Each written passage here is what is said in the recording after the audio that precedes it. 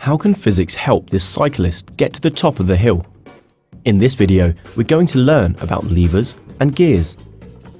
A force can turn an object around a hinge or a pivot.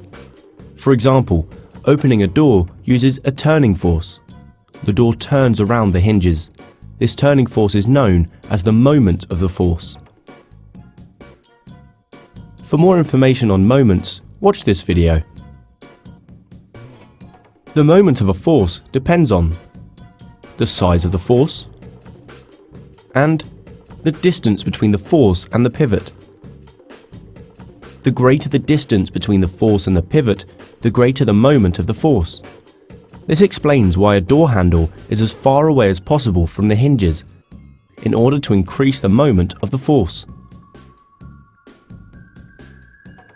Levers are simple machines or mechanisms that make work easier to do.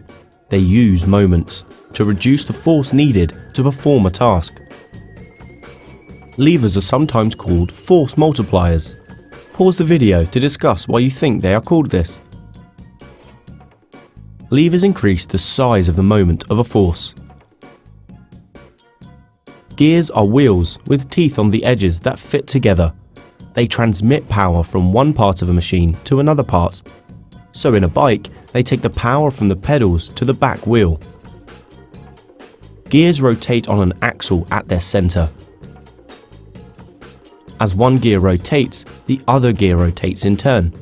You can connect as many gears as you want and only need to power the one gear to turn all the other gears. If the first gear turns clockwise, then the second anti-clockwise, and the third clockwise again. The original gear is called the driver, and the other gears are said to be driven. Gears act as levers. They make work easier to do. They use moments. A force transmitted to a larger gear causes a bigger moment because the distance is larger. This is helpful when cycling or driving up a hill, compared with going downhill and quickly. To cycle uphill, you select the lower gear, which is a larger gear wheel.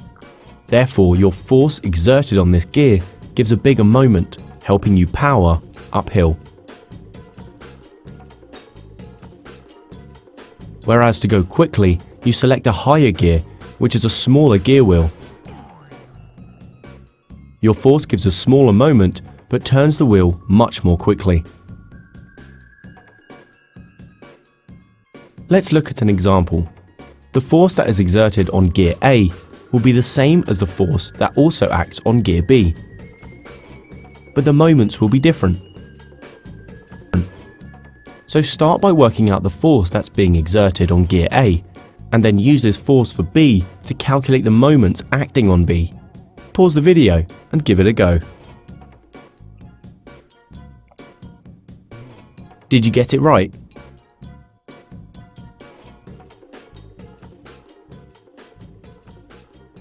So we've learned that levers and gears make work easier. The amount of force is the same, but larger distances increase the size of the moments. If you liked the video, give it a thumbs up and don't forget to subscribe. Comment below if you have any questions. Why not check out our AddyESchool app as well? Until next time.